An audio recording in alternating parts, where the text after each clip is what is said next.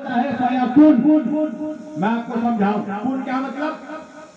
اللہ کچھ سوچتا نہیں ہے.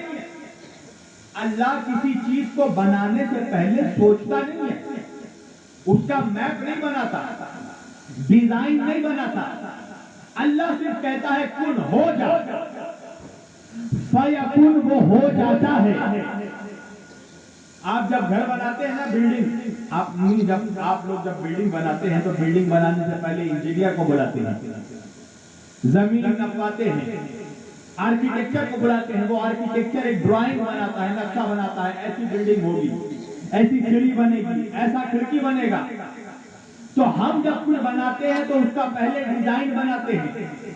اللہ جب کسی چیز کو بناتا ہے تو وہ ڈیزائن نہیں بناتا, وہ صرف کہتا ہے ہو جا اور ہو جاتا ہے.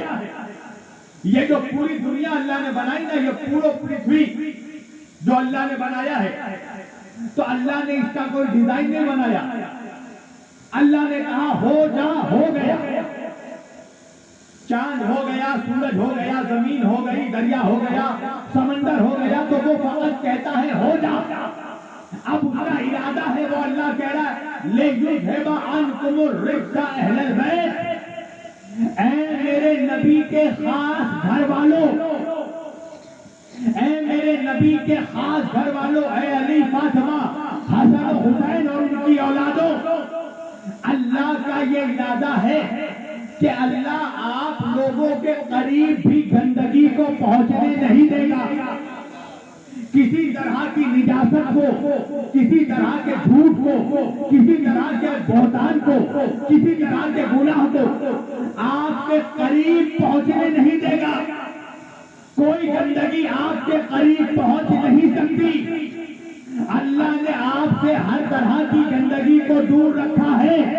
پوری سمجھو, اللہ کہہ رہا ہے ہم نے آپ سے ہر طرح کی گندگی کو دور رکھا, ہر طرح کی نجاست کو دور رکھا.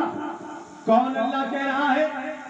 وہ اللہ کہہ رہا ہے کہ جس نے 1,24,000 نبیوں کے ذریعہ ہم بندوں کو یہ پیغام, یہ میسج بھیجا. کیا تھا میسج؟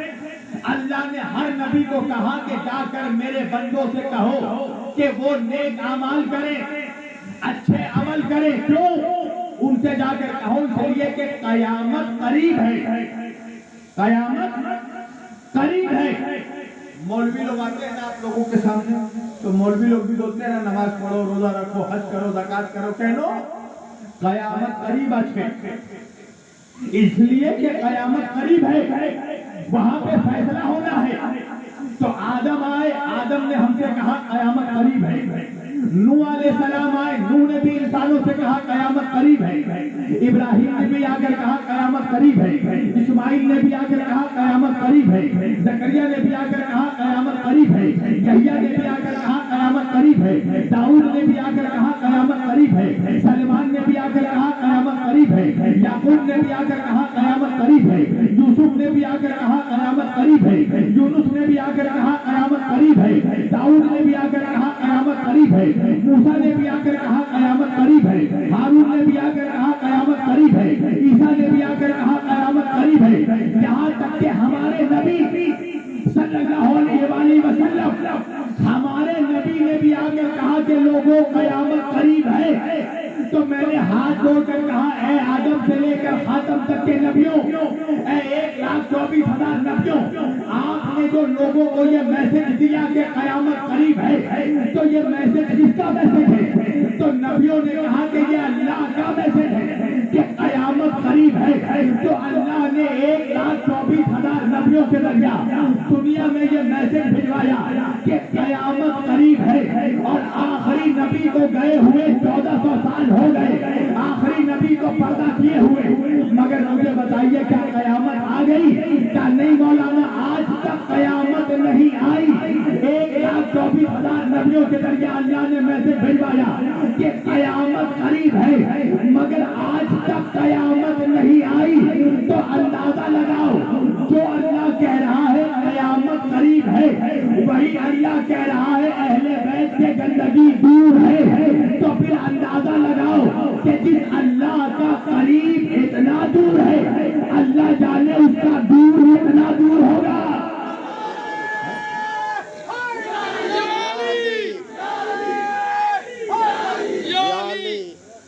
جس کا قریب اتنا دور.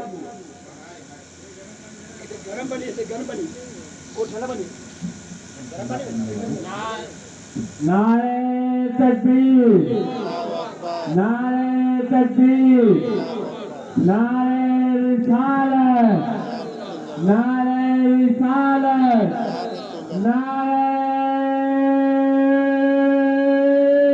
حیدری، حیدری، حیدری، نعرہ حیدری. اندازہ لگائیے کہ جس کا دور قریب اتنا دور، اللہ جانے اس کا دور کتنا دور ہوگا.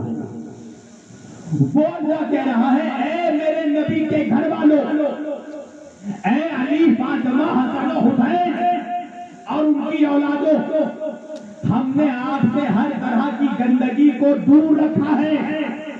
کوئی گندگی اگر چاہے بھی تو آپ کے پاس نہیں جا سکتی، آپ کے قریب نہیں آ سکتی. تو جاننا والوں انصاف سے بتاؤ، پھر ہم سے آج سوال کیوں ہوتا ہے کہ مولانا جب آپ لوگ ذکر علی کرتے ہیں، ذکر حسین کرتے ہیں، ذکر پنجتن کرتے ہیں، تو سارے لوگ مجمع میں کیوں نہیں آتے، سارے لوگ محفل میں کیوں نہیں آتے؟ ارے ہم کیا کریں بھائی؟ اللہ کہہ رہا ہے ہم اہل بیت کے قریب گندگی کو پہنچنے نہیں دیں گے.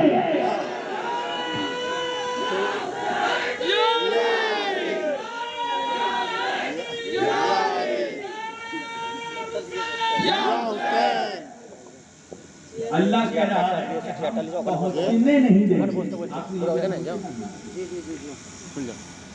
اللہ کہہ رہا ہے کہ ہم اہل بیت کے قریب، اے میرے نبی کے گھر والوں، اے علی، فاطمہ، حسن و حسین ان کی اولادوں، ہم آپ کے قریب پہنچنے نہیں دیں گے. لِيُذْهِبَ عَنْكُمُ الرِّجْسَ أَهْلَ الْبَيْتِ. اللہ تعالیٰ قرآن میں یہ نہیں کہہ رہا ہے کہ اہل بیت کو دور رکھیں گے. কথা আপনারা বুঝতে পারছেন তো আমি কি বলছি? আল্লাহ তাআলা এই বলছে না کہ ہم اہل بیت کو دور رکھیں گے. اللہ بولছেন کہ ہم اہل بیت سے دور رکھیں گے. کی معنی؟ اللہ تعالیٰ بولছেন کہ اہل بیت تو پاک ہیں، یہ تو ازل سے پاک ہیں. اللہ کہہ رہا ہے اے نبی کے گھر والوں آپ تو پاک ہیں، پر اگر کوئی گندگی چاہے بھی کہ آپ کے قریب پہنچے تو ہم پہنچنے نہیں دیں گے. تو بھائی انصاف سے بتاؤ مجھے، جس کے اندر جسمانی گندگی ہو، جب وہ اہل بیت کے قریب نہیں آ سکتے، تو بھائی جس کے اندر خاندانی گندگی ہو، جس کے جسم میں گندگی ہو، وہ اہل بیت کے قریب نہیں آ سکتے. جس کے باڈی میں گندگی ہو وہ اہل بیت کاشی آستے پارے نا، تو جس کے بلڈ میں گندگی ہو اور کیمون آجبے اہل بیت کاشی. اللہ کہہ رہا ہے لِيُذْهِبَ عَنْكُمُ الرِّجْسَ أَهْلَ الْبَيْتِ. ہم آپ سے دور رکھیں گے، ہم آپ کے قریب پہنچنے نہیں دیں گے. یہ میری ذمہ داری ہے، توجہ، کہ ہم آپ کو پاک رکھیں گے. اس لیے کہ ان کے گھرانے میں سب پاک ہیں. سب کون ہیں؟ پاک ہیں. اہل بیت کے گھرانے میں سب پاک. توجہ، اللہ پاک، خدائے پاک، رسول پاک، نبی پاک، حسین پاک، اہل بیت پاک، پنجتن پاک، غوث پاک، وارث پاک. تو بھائی پاک لوگوں کے جلسے میں پاک آئیں گے، ناپاک نہیں آئیں گے. جو پاک ہوگا وہی تو آئے گا پاک لوگوں کی محفل سننے. کہتے ہیں نا کسی انسان کے کیریکٹر کو سمجھنا ہے تو پھر اس کی صحبت دیکھ لو، وہ کن لوگوں کے بیچ بیٹھتا ہے. اس کے دوستوں کو دیکھ لو، اس کے فرینڈ سرکل کو دیکھ لو، وہ جن لوگوں کے بیچ بیٹھتا ہوگا اس کی مینٹیلٹی، اس کا کیریکٹر ویسا ہی ہوگا۔ آپ دیکھیں شریف آدمی شریف کے پاس بیٹھے گا، مذہبی دینی آدمی مولوی کے ساتھ بیٹھے گا، نعت خواں کے ساتھ بیٹھے گا، مگر جتنے گنجری ملیں گے، جتنے چرسی ملیں گے، وہ سب ایک ساتھ بیٹھیں گے۔ اب مار کا نکاح نہیں، توجہ۔ تو جس کا کیریکٹر جیسا ہوتا ہے وہ ویسے ہی سرکل میں بیٹھتا ہے، اس کو ایسے ہی لوگوں سے محبت ہوتی ہے۔ توجہ کیجئے گا، آپ دیکھیے ہم لوگ، ہمیں ذکر اللہ کا ذکر پسند ہے، مزاروں میں جانا پسند ہے، درگاہوں میں جانا پسند ہے، سیدوں کی صحبت میں بیٹھنا پسند ہے۔ کیوں؟ کیونکہ ہمیں اہل بیت سے محبت ہے نا؟ توجہ کیجئے گا۔ تو جس کا جیسا کیریکٹر ہوتا ہے اس کو ایسے ہی لوگوں سے محبت ہوتی ہے۔ تو یہ جو پاک لوگوں کی محفل ہے، تو یہاں پہ وہی آئیں گے جو ذہنی اور قلبی دونوں اعتبار سے پاک ہو، جسمانی اور خاندانی دونوں طریقے سے پاک ہو، وہی آئیں گے اہل بیت کے در پر۔ سنیے گا، اللہ کہہ رہا ہے لیذھب عنکم الرجس اہل بیت، اے اہل بیت نبی کے خاص گھر والوں۔ میں بار بار یہ جملہ بول رہا ہوں، خاص اسپیشل گھر والوں۔ آپ بھی سوچتے ہوں گے مولانا بار بار یہ جملہ کیوں بول رہا ہے، ابھی میں اس کی وضاحت کروں گا آپ لوگوں کو۔ اللہ کہہ رہا ہے میرے نبی کے خاص گھر والوں، ہم آپ سے ہر طرح کی نجاست کو، ہر طرح کی گندگی کو دور رکھیں گے۔ وَيُطَهِّرَكُمْ تَطْهِيرًا، اور ہم آپ کو ویسے ہی پاک رکھیں گے جیسے پاک رکھنے کا حق ہے۔ توجہ۔ تو آمرہ تو حسینی اچھے نا، صوبائی حسینی اچھے نا، تو آمرہ جب آیت تطہیر ترجمہ جو آمرہ ہوئی تو آمرہ بولی وَيُطَهِّرَكُمْ تَطْهِيرًا مانے اچھے، اللہ تعالیٰ بولچے آمین اہل بیت آپ کے پاک رکھ دو، پاک رکھ دو، پاک رکھیں گے۔ کنتو اونارا، আপনারা বুঝতে পারছেন না ওনারা, হ্যাঁ কার জন্য বলছি বুঝতে পারছেন না? আমার মুখ দেখুন, ওনারা বুঝতে পারছেন? दाढ़ी इतनी बड़ी, पेट इतना बड़ा, समझ गया ना? बोलने की जरूरत नहीं। वो लोग क्या तर्जुमा करते हैं?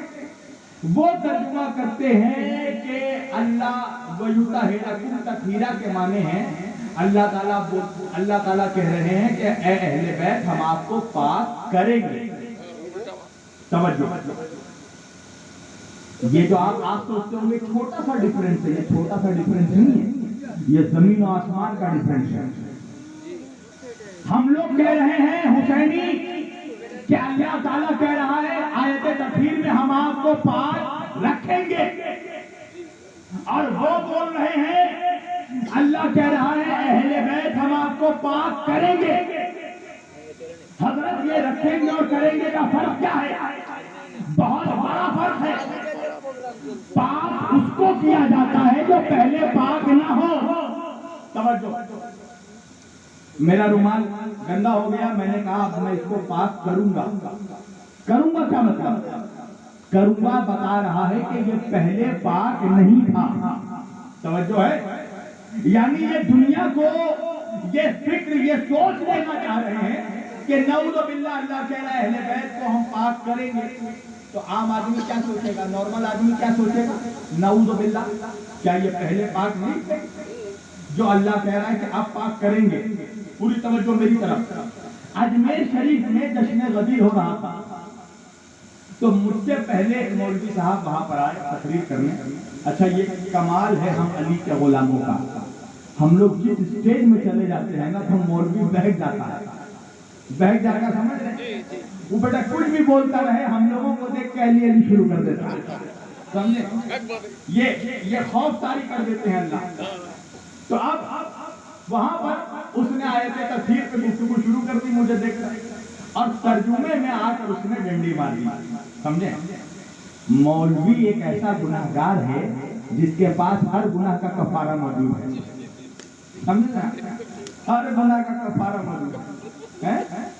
جب مولوی کا بس عربی کانٹیکسٹ میں یعنی عربی عبارت پہ جب بس نہیں چلتا تو وہ فوراً ترجمے میں ڈنڈی مارتا ہے. پوری توجہ کیجیے گا, اس نے فوراً ترجمے میں ڈنڈی ماری. اللہ کہہ رہا وَيُطَهِّرَكُمْ تَطْهِيرًا, اے میرے نبی کے اہل بیت ہم آپ کو پاک کریں گے. اب یا تو اس کی تقدیر خراب تھی کہ اس کے بعد میری تقریر تھی, اور یا اللہ کو مجھ سے جواب دلوانا تھا. جب میری باری آئی میں نے کہا مولوی صاحب آپ نے ترجمہ کیا کیا؟ کہ اللہ کہہ رہا وَيُطَهِّرَكُمْ تَطْهِيرًا, اے نبی کے گھر والوں ہم آپ کو پاک کریں گے, اے اہل بیت ہم آپ کو پاک کریں گے. میں نے کہا نعوذ باللہ, اس کا کیا مطلب ہے؟ کیا اہل بیت پہلے پاک نہیں تھے؟ کہنے لگا مولانا ترجمہ تو یہی ہے. میں نے کہا اگر یہی ترجمہ ہے تو میں قرآن کے ایک اور سورے کی آیت پڑھنے لگا ہوں اور ترجمہ پھر آپ کرنا. کہا بسم اللہ. میں نے قرآن مجید کے سورہ رحمان کی آیت پڑھی. میں نے کہا اللہ کہہ رہا بسم اللہ الرحمن الرحیم والسماء رفعها ووضع الميزان. میں نے کہا اس کا ترجمہ کیا ہے؟ اللہ کہہ رہا ہے ہم نے آسمانوں کو اونچا کیا. میں نے کہا یہی ترجمہ ہے؟ کہاں مولانا یہی ترجمہ ہے. اللہ کہہ رہا ہے میں نے آسمانوں کو اونچا کیا. میں نے کہا اس کا کیا مطلب ہے؟ کیا آسمان پہلے نیچے تھا؟ توجہ, کیا آسمان پہلے نیچے تھا؟ کہا نہیں مولانا, اللہ بتانا یہ چاہ رہا ہے کہ ہم نے آسمانوں کو جب سے پیدا کیا یہ تبھی سے اونچے ہیں. میں نے کہا اللہ آیت تطہیر میں یہی بتانا چاہ رہا ہے ہم نے اہل بیت کو جب سے پیدا کیا یہ تبھی سے پاک ہے. ان کو جب سے ہم نے پیدا کیا ان کی سرشتی کی یہ تبھی سے پاک ہے. اس لیے کہ یہ دنیا کے عام انسان نہیں ہے. ہم اور آپ کاہے سے پیدا ہوئے؟ انسان کاہے سے پیدا ہوا؟ اللہ قرآن میں سورہ رحمان میں سورہ نحل میں فرما رہا ہے بسم اللہ الرحمن الرحیم هل أتى على الإنسان حين من الدهر لم يكن شيئا مذكورا إنا خلقنا الإنسان من نطفة أمشاج نبتليه فجعلناه سميعا بصيرا إنا هديناه السبيل إما شاكرا وإما كفورا. اللہ کہہ رہا ہے إنا خلقنا الإنسان من نطفة أمشاج نبتليه. اللہ کہہ رہا ہے ہم نے انسانوں کو, اللہ کہہ رہا ہے دنیا کے ہر انسان کو میں نے گندے نطفے سے پیدا کیا, ملے جلے گندے نطفے سے پیدا کیا. تو دنیا کا ہر انسان پیدا ہوا ہے گندگی سے. پوری توجہ, دنیا کا ہر انسان گندگی سے پیدا ہوا اور اہل بیت اللہ کے نور سے پیدا ہوئے. کوئی مقابلہ نہیں ہے. دنیا کا ہر انسان نجاست سے خلق ہوا ہے اور اللہ نے اہل بیت کو اپنے انوار سے نور سے پیدا کیا. امام جلال الدین سیوطی سے جا کر پوچھ اہل بیت کے گھر میں جب بھی کوئی آیا تو وہ کپڑا کے ساتھ آیا. اہل بیت جب دنیا میں آئے تو کپڑے کے ساتھ آئے, لباس کے ساتھ آئے. اور جب دنیا کا ہم اور آپ جب پیدا ہوئے کیا پیدا ہوئے؟ ننگے پیدا ہوئے.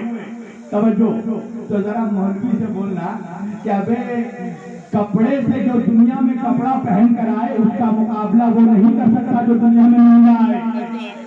بات سمجھ رہے ہیں آپ؟ امیتی بولشی وہ اہل بیت کو اللہ نے لباس کے ساتھ بھیجا اور وہ ازل سے پاک ہے اس لیے کہ اللہ کا نور ہے.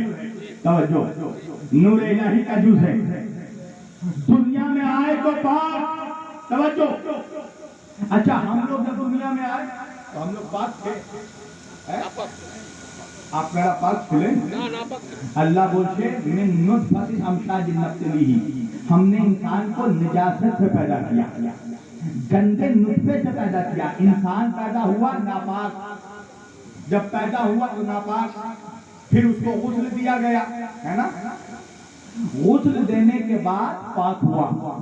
اچھا انسان جب دنیا سے جاتا ہے, مر گیا, دنیا سے جا رہا ہے, جاتے وقت بھی ناپاک ہے نا, اگر آپ ڈیڈ باڈی کو ٹچ کر دیجیے لاش کو تو خالی لاش نہیں آپ بھی ناپاک ہو جائیے گا جب تک اس کو غسل نہ دیا جائے توجہ تو دنیا میں آیا تو بھی ناپاک دنیا سے جا رہا ہے تو بھی ناپاک آتے وقت بھی پاک ہونے کے لیے غسل کا محتاج جاتے وقت بھی پاک ہونے کے لیے غسل کا محتاج توجہ دنیا میں انسان آیا تو ناپاک اور خالی انسان ناپاک نہیں جو ماں اس کو دنیا میں لاتی ہے وہ بھی ناپاک ہے ہر عورت دنیا کی ہر عورت جب بچہ پیدا ہوا تو بچے کے پیدا ہونے کے بعد 40 روز تک نماز نہیں پڑھ سکتی ہے دنیا کی ہر ماں جب بچے کو پیدا کر دی تو 40 روز تک ناپاک رہتی ہے نماز نہیں پڑھ سکتی اللہ اکبر اہل بیت کا مقابلہ کبھی نہ کرنا دنیا کی ساری مائیں ایک طرف حسن و حسین کی ماں ایک طرف جب جناب حضرت عائشہ ام المومنین سے پوچھا گیا کہ آپ ہمیں جناب سیدہ فاطمہ زہرا سلام اللہ علیہا کی عظمت بتائیے تو حضرت عائشہ فرماتی ہے کہ میں اس فاطمہ زہرا کی عظمت کیا بیان کروں کہ میں نے اپنی آنکھوں سے دیکھا امام حسن پیدا ہوئے ہیں ظہر کے بعد اور فاطمہ کو میں نے عصر کی نماز پڑھتے دیکھا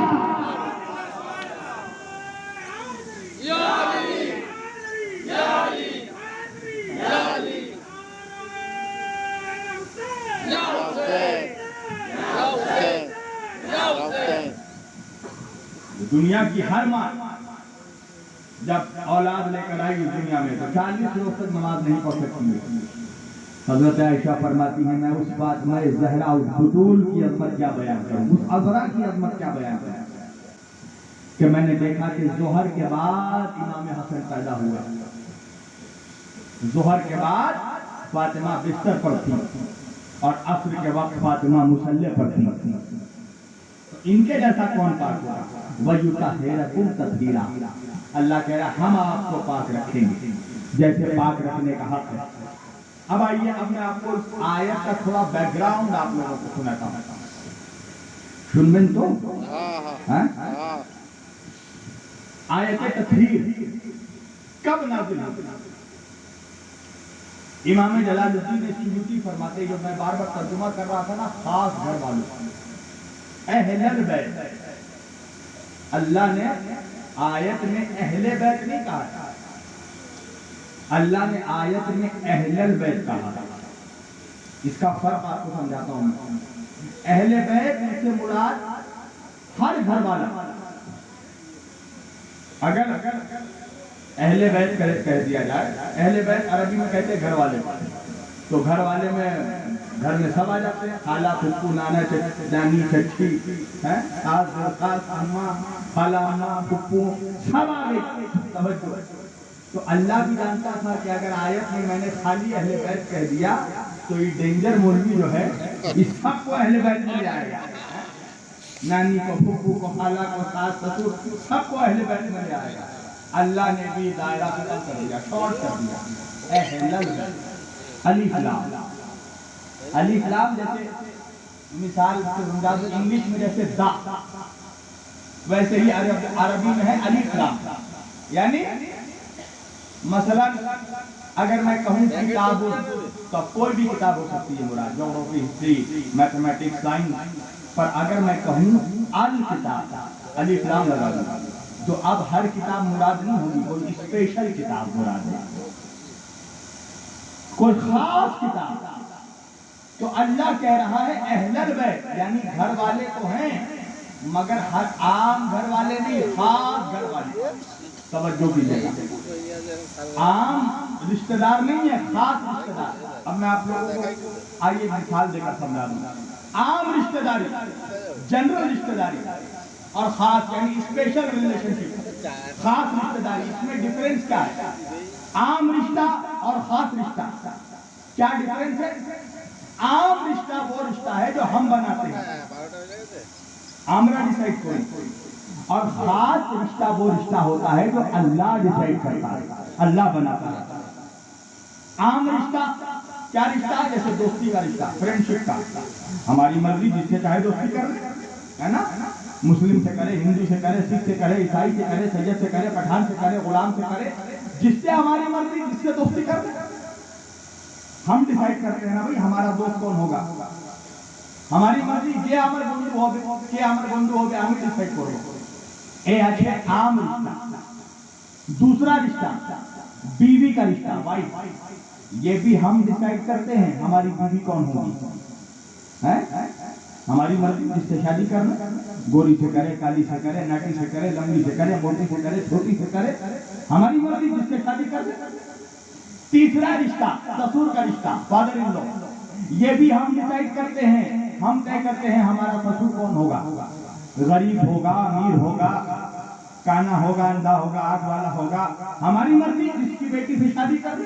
توجہ، ہم ڈیسائیڈ کرتے ہیں ہمارا سسر کون ہوگا۔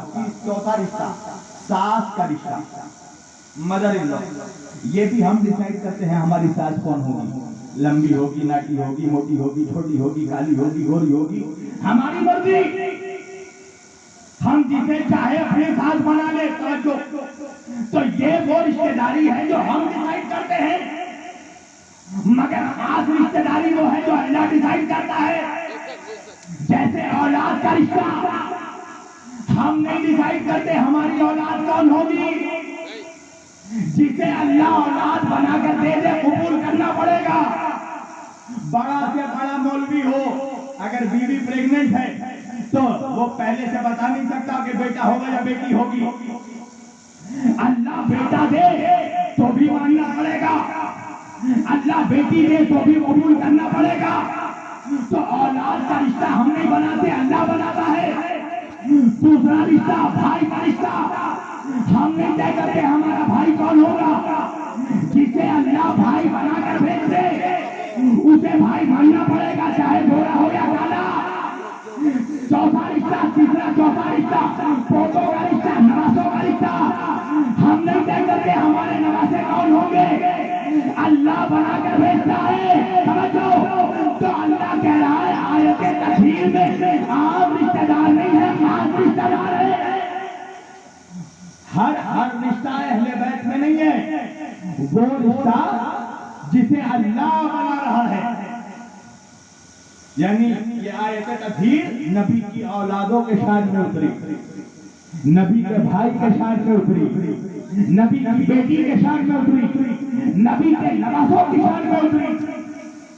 اچھا، ایک حدیث آپ لوگ سنتے ہیں بہت زیادہ، ماشاءاللہ شہزادگان یہاں پر بیٹھے، سیدادگان بیٹھے، ان سے بھی آپ نے سنی ہوگی۔ رسول اللہ صلی اللہ علیہ وسلم نے آخری حج کیا تھا سن 10 ہجری، تو حضور نے امت سے ایک حدیث فرمائی، وصیت کی، جو صحیح مسلم شریف میں اور صحیح ترمذی شریف میں موجود ہے۔ حدیث کیا تھی؟ نبی نے 1,26,000 صحابہ موجود تھے اس وقت۔ کتنے صحابہ؟ 1,26,000 companions of Prophet Muhammad, the great of Arabia, peace be upon him and his family۔ 1,26,000 صحابہ موجود ہیں، اور اللہ کے رسول کہہ رہے ہیں کہ اب میں جانے والا ہوں اپنے رب سے ملاقات کو۔ صحابہ نے کہا یا رسول اللہ آپ اپنے بات کس کو چھوڑ کر جا رہے ہیں؟ تو اللہ کے رسول نے کہا انی تارک فیکم الثقلین، اے میرے صحابہ میں تمہارے درمیان، تمہارے بیچ دو بھاری چیزیں چھوڑ کر جا رہا ہوں، کتاب اللہ و عترتی و اہل بیتی۔ ایک اللہ کی کتاب قرآن مجید ہے اور دوسری میری عترت، میری اہل بیت ہے، ان کا دامن تھام کر رکھنا۔ اب آپ دیکھیے اس حدیث میں اللہ نے قرآن کے لیے، اللہ کے رسول نے ایک جملہ کہا کتاب اللہ، مگر اہل بیت کے لیے اللہ کے رسول نے 2 جملہ کہا، عترتی و اہل بیتی۔ توجہ، اس لیے کیا رسول اللہ کو معلوم تھا اگر عترتی نہیں کہوں گا تو بعد میں مولوی ڈنڈی مار دے گا، اس لیے کہ اہل بیتی میں سارے گھر والے آ جائیں گے، اس لیے نبی نے پہلے کہا عترتی۔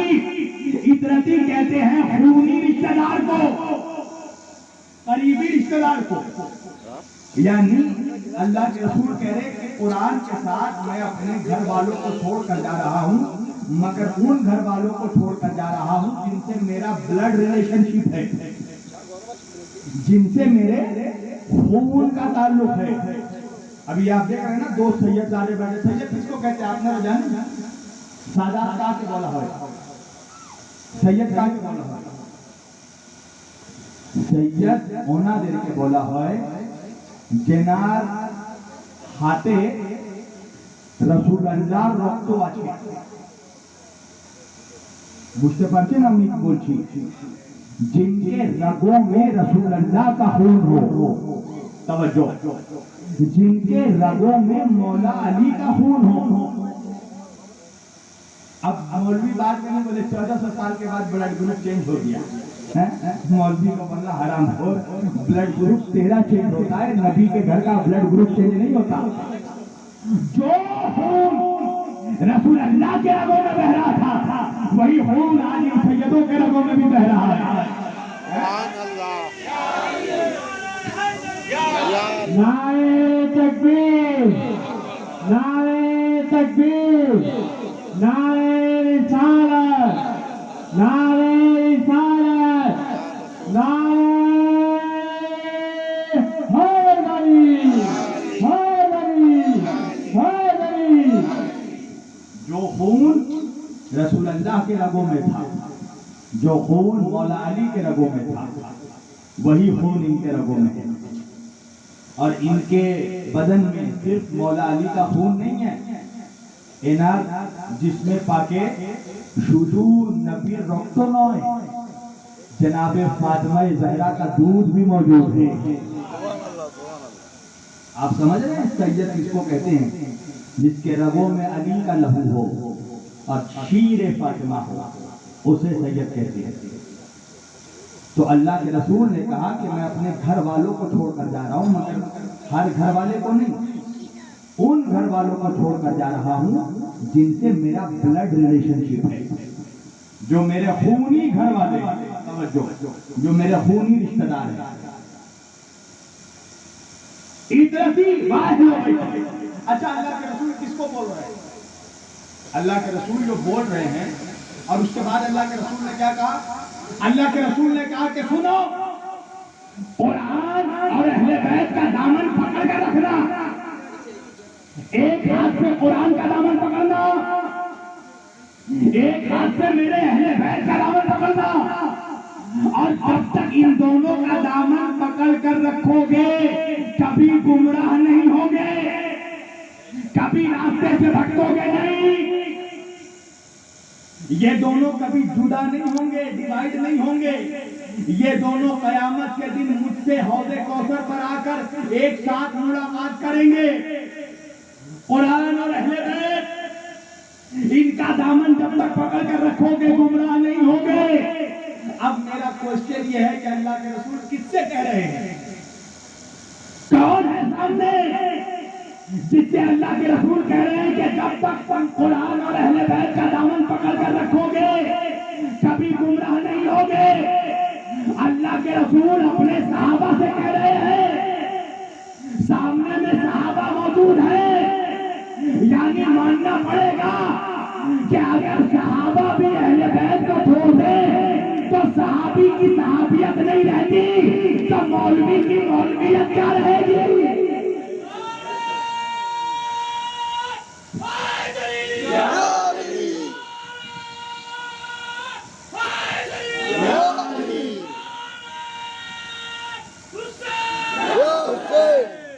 নবী পাক সাহাবা থেকে বলছেন, সাহাবাকে বলছেন রাসূলুল্লাহ যে তোমরা তোমরা থামে রাখো আহলে বাইতের দামান, যদি আহলে বাইতের দামান ছুটে যাবে তোমরা গুমরাহ हो जाओगे।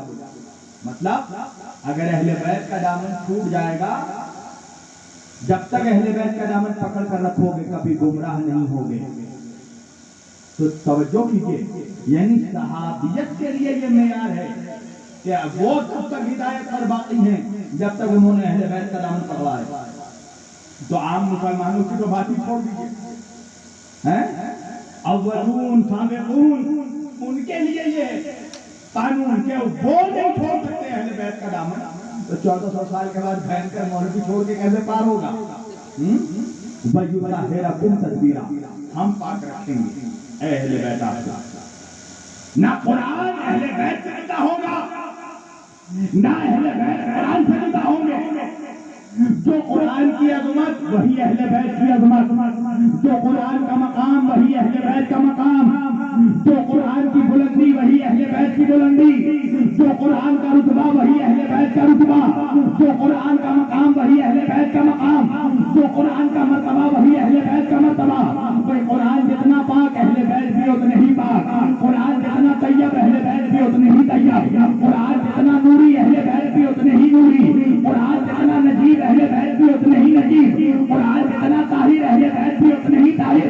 جو قرآن کی عظمت وہی اہل بیت کی عظمت، جو قرآن کا کمال وہی اہل بیت کا کمال، جو قرآن کی فضیلت وہی اہل بیت کی فضیلت۔ مگر ایک فرق ہے مسلمانوں، قرآن کو چھونے کے لیے جسم کا پاک ہونا ضروری ہے، اور اہل بیت سے محبت کے لیے خون کا پاک ہونا ضروری ہے۔ نعرہ تکبیر، نعرہ تکبیر، نعرہ رسالت، نعرہ رسالت، نعرہ حیدری، لبیک یا حسین، لبیک یا حسین، لبیک یا حسین۔ قرآن کو ٹچ کرنے کے لیے جسم کا پاک ہونا ضروری ہے۔ لا یمسہ الا المطہرون، قرآن کو کوئی ناپاک چھو نہیں سکتا، اور اہل بیت وہ ہے لیذھب عنکم الرجس اہل البیت ویطہرکم تطہیرا، جن کے قریب کوئی گندگی جا نہیں سکتی، پہنچ نہیں سکتی۔ اب آؤ اس آیت میں بیک گراؤنڈ سمجھاتا ہوں آپ لوگوں کو۔ آپ میرا سنتے چاہیں تو ماشاءاللہ ہیں আমি বেশি বলবো না, আর 10 থেকে 15 মিনিট বলবো, আমি শেষ করে দিব। তো যখন বলছি তো শুনবেন। وَيُطَهِّرَكُمْ تَطْهِيرًا، ہم آپ کو پاک رکھیں گے۔ اللہ اکبر۔ اللہ نے پورے قرآن کو پڑھ لیجیے 6666 آیتوں میں، کسی کے لیے نہیں کہا کہ ہم پاک رکھیں گے۔ یہ ذات ہے فضیلت پاک کی اہل بیت کی، جس کے لیے اللہ کہہ رہا ہم پاک رکھیں گے۔ اللہ اکبر۔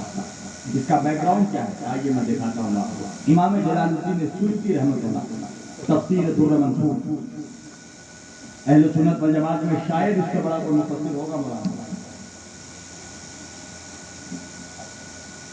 دیکھیے حضور کی یہ گزارش ہے، لہذا میں عرض کر رہا ہوں۔ تعزیہ کے حوالے سے بھی حضور نے کچھ باتیں ہم سے کہنے کو کہی ہے۔ دیکھیے آپ دیکھیے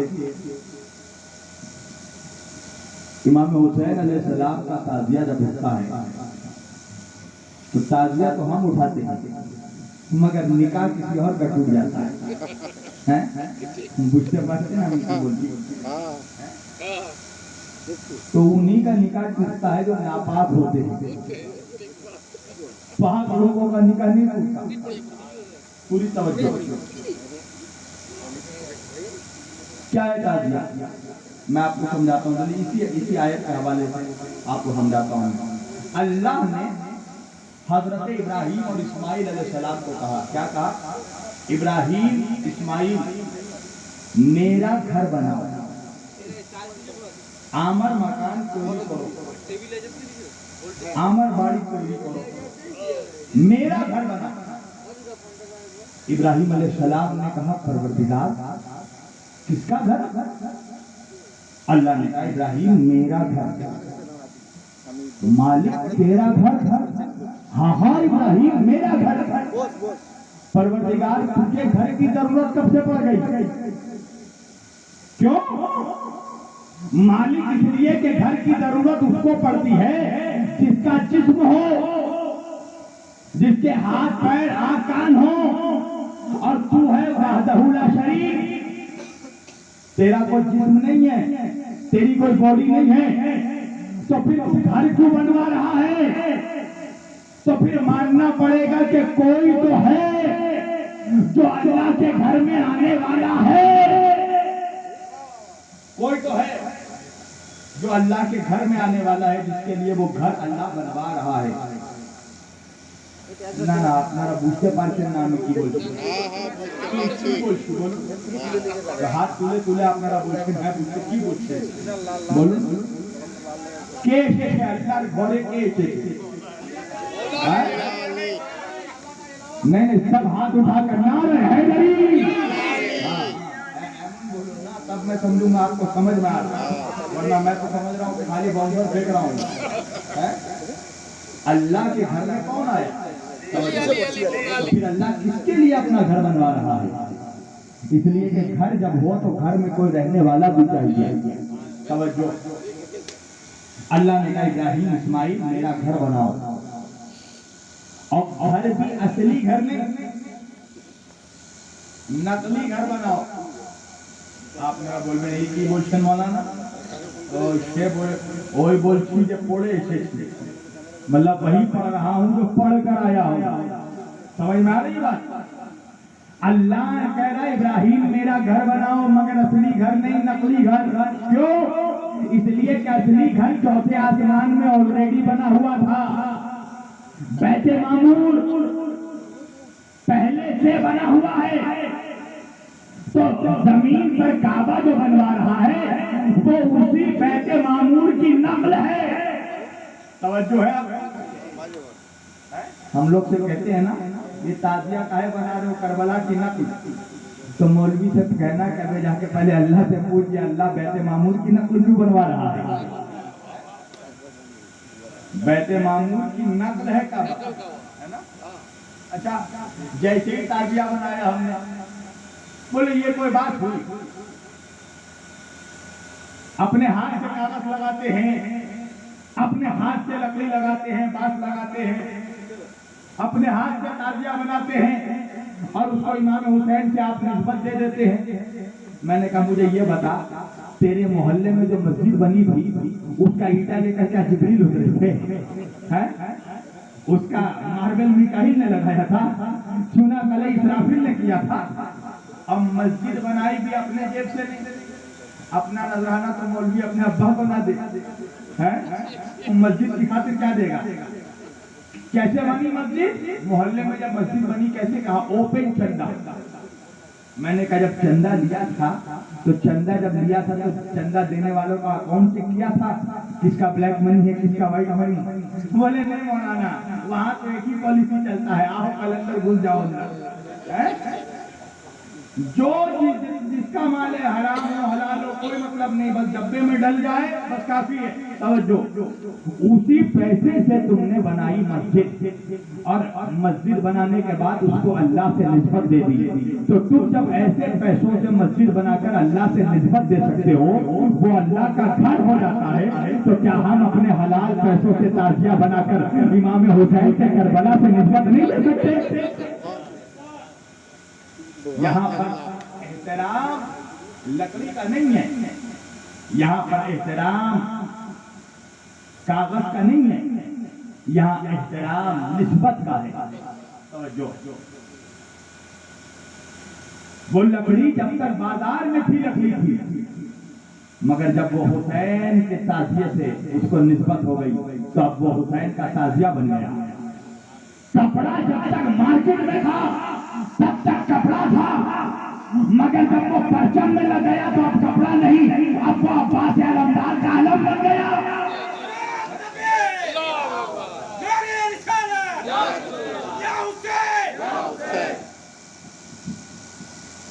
इसलिए यहाँ निस्बत का सवाल है।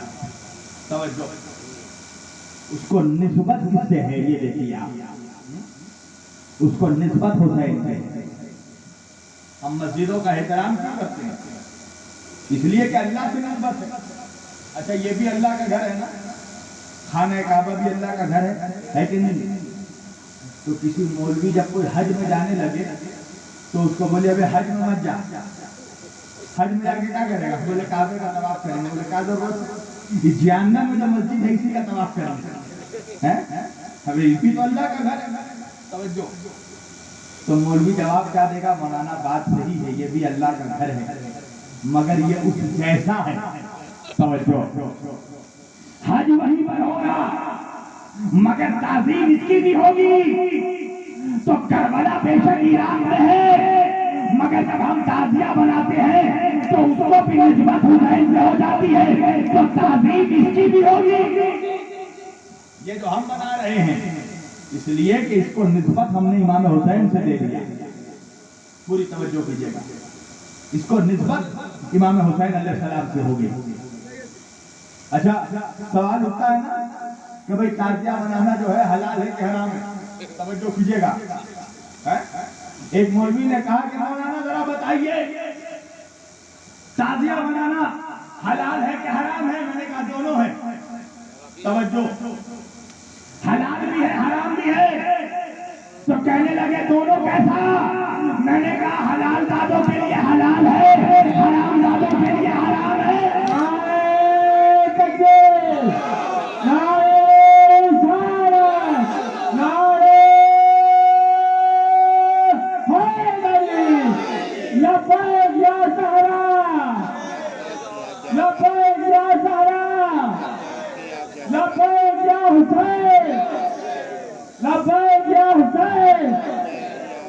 آج آپ دیکھیے ہندوستان کی جتنی سادات کی خانقاہیں ہیں, سیدوں کی درگاہیں ہیں, خانقاہیں ہیں, ہر جگہ تعزیہ اٹھایا جاتا ہے. حضرت وارث پاک دیوا شریف سرکار وارث پاک علم پناہ وہ خود تعزیہ بناتے بھی تھے اور اپنے کاندھوں پر تعزیہ اٹھاتے بھی تھے. یہ تعزیہ کیا ہے؟ یہ امام حسین علیہ السلام کی یادگار ہے. آپ کو معلوم ہے ان کو پرابلم تعزیہ سے نہیں ہے, ان کو پرابلم ہر اس چیز سے ہے جسے دیکھ کر اہل بیت یاد آتے ہیں, جسے دیکھ کر اہل بیت یاد آتے ہیں. ان کو تعزیہ کی پرابلم کیوں ہے؟ کوئی تعزیہ دیکھا گا تو امام حسین یاد آئیں گے, علم دیکھا تو عباس علمدار یاد آئے, مشیدہ دیکھا بی بی سکینہ یاد آئی, جھولا دیکھا علی اصغر یاد آئے. توجہ, اب پتا چلا کہ ان کو اعتراض کیوں ہے. علم مت اٹھاؤ, تعزیہ مت اٹھاؤ, جھولا مت اٹھاؤ, یہ کیسے دیکھ کر امام حسین یاد آئیں گے, عباس علمدار یاد آئیں گے, علی اصغر یاد آئیں گے. میں نے کہا یادگار ہمارے پاس بھی ہے, یادگار تمہارے پاس بھی ہے. کہنے لگے وہ کیسے؟ میں نے کہا سن, علم کو دیکھا عباس یاد آئے, تعزیہ کو دیکھا حسین یاد آئے, جھولے کو دیکھا علی اصغر یاد آئے. اسی طرح یادگار تیرے یہاں بھی ہے. ارے ذاکر نائک کو دیکھا یزید یاد آیا, فضل الرحمان کو دیکھا اور مولا یاد آیا.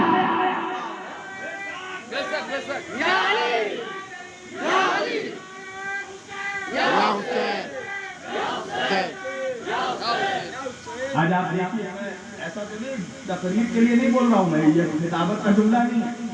آپ نے ذاکر نائک منکر دیکھیے, اس کا منہ دیکھیے, دیکھ کے ایک دم آپ کا جو کنسپٹ ہے یعنی آپ کے جو تھاٹ ہے ایک دم یزید کی طرف جائے گا. ذاکر نائک کو دیکھیے گا یزید یاد آئے گا. توجہ ہے, آپ یہ دو شہزادوں کو دیکھ رہے ہیں نا, قسم سے مجھے بتائیے, میں ایسا ہے کچھ نہیں کہ ان کو صرف امپریس کرنے کے لیے بول رہا ہوں, اللہ میرا عقیدہ میں اپنا بیان کر رہا ہوں. یہ دو سیدزادے بیٹھے ہیں نا, چمن زہرا کے دو پھول بیٹھے ہیں نا, یقین مانیے آپ لوگ ان کو دیکھ رہے ہوں گے تو آپ کے دل میں یہ خیال آ رہا ہوگا کہ جب یہ اتنے خوبصورت ہیں, جب یہ اتنے نورانی ہیں, اللہ جانے علی اکبر کا کیا عالم ہوگا, اور محمد کا کیا عالم ہوگا.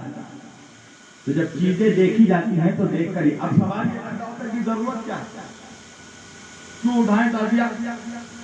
ہم سے بولا جاتا ہے نا تعزیہ مت اٹھائیے, علم مت اٹھائیے, تو کیا کریں؟ بولے امام حسین کا نام تو قرآن پڑھ کے وقت مانگے, اور آج کل وقت نہیں وقت بھی. امام حسین کے وقت, امام حسین کو قرآن پڑھ کے بخش دیجیے. میں نے کہا جو بھیانک, امام حسین کو کیوں بخشے گا؟ جس کے صدقے میں اللہ قیامت کے دن پوری امت کو بخشے گا, اس حسین کو کیوں بخشے گا؟ اچھا بکرا کس کو جاتا ہے بھائی؟ کس کو بخشا جاتا ہے؟ میرے نانا جان کا انتقال ہو گیا، میرے ماموں نے قرآن خوانی رکھی،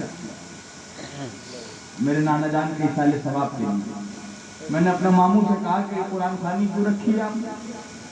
کہا کہ نانا کو ثواب پہنچانا۔ میں نے کہا نانا کو ثواب کیسے پہنچے گا؟ قرآن تو آپ پڑھ رہے ہیں، توجہ، ثواب ان کو کیسے پہنچے گا؟ تو کہنے لگے ہم ان کے بدلے میں پڑھ رہے ہیں، توجہ، ہم ان کے بدلے میں پڑھ رہے ہیں۔ میں نے کہا آپ ان کے بدلے میں کیوں پڑھ رہے ہیں؟ کہا اس لیے کہ وہ مر گئے اور آپ وہ قرآن نہیں پڑھ سکتے، توجہ، تو ہم ان کے بدلے میں قرآن پڑھ کر ان کو ثواب پہنچا رہے ہیں۔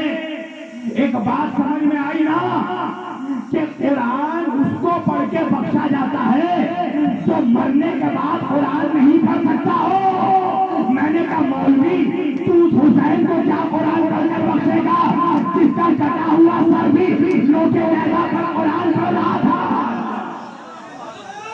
نعرہ تکبیر، نعرہ رسالت، نعرہ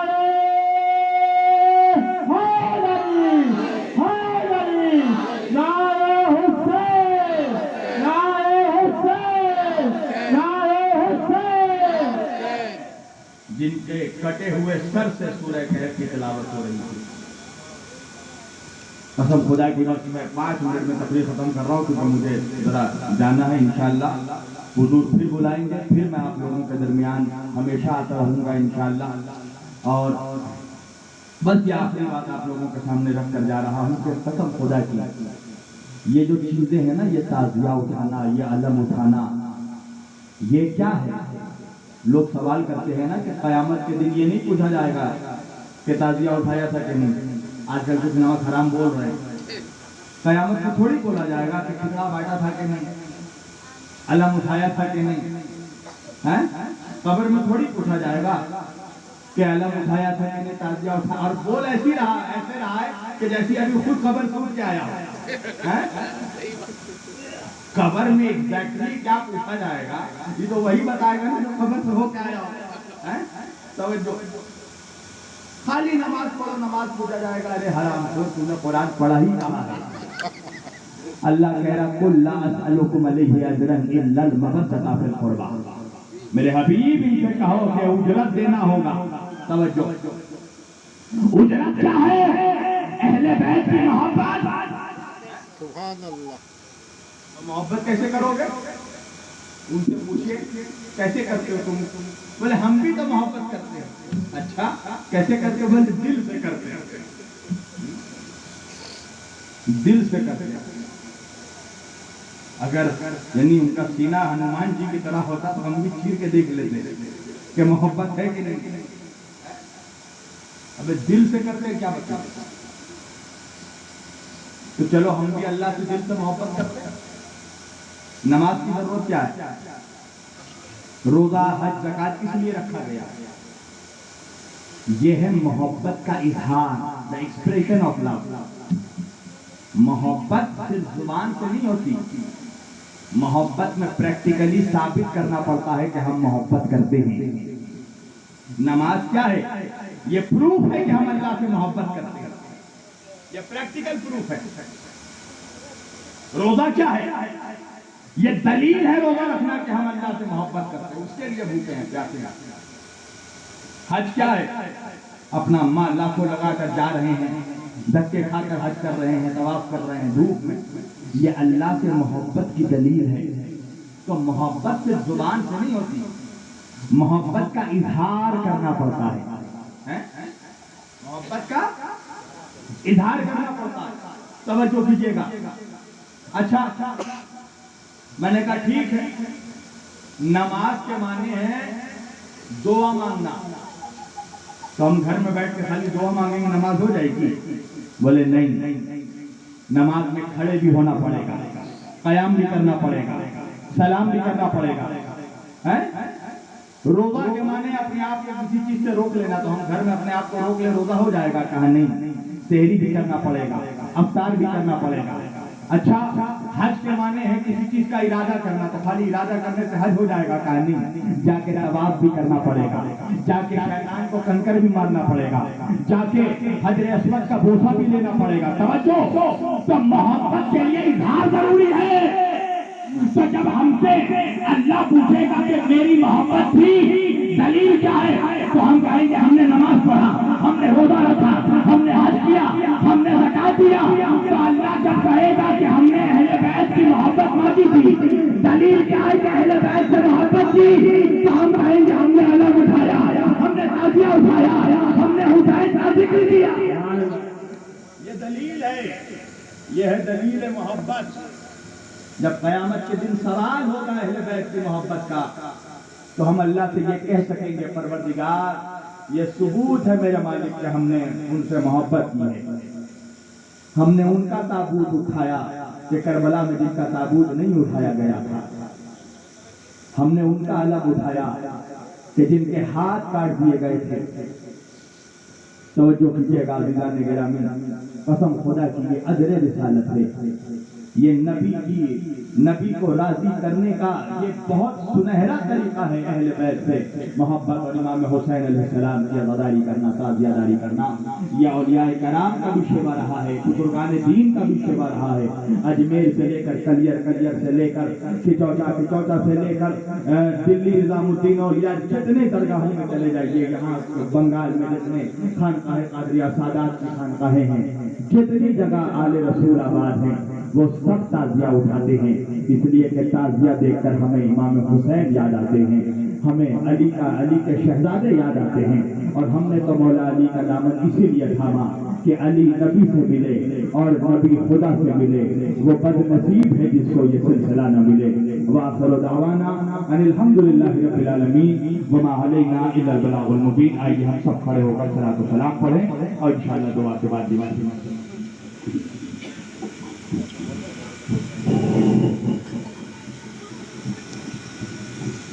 یا نبی سلام علیکہ، یا رسول سلام علیکہ، یا حبیب سلام علیکہ، صلوات اللہ علیکہ، یا رسول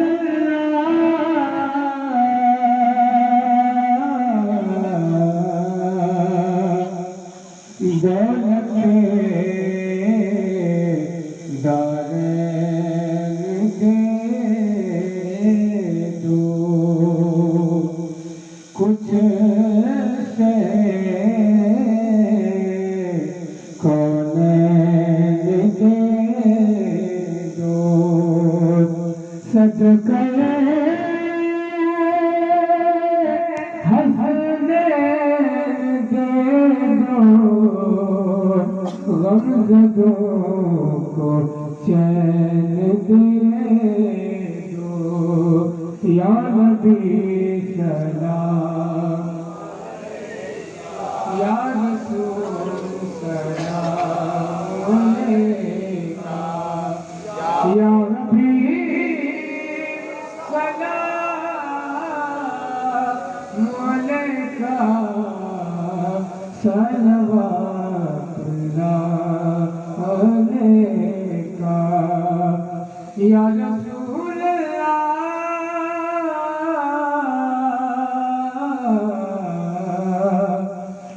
کوئی چاہتا ہے بہشت کو، کوئی چاہتا ہے نجات کو، میں تجھے کو چاہوں خدا کرے، میری سے دعا کا سلام لو، یا نبی سلام علیکہ یا رسول سلام یا حبیب سلام علیکہ سلام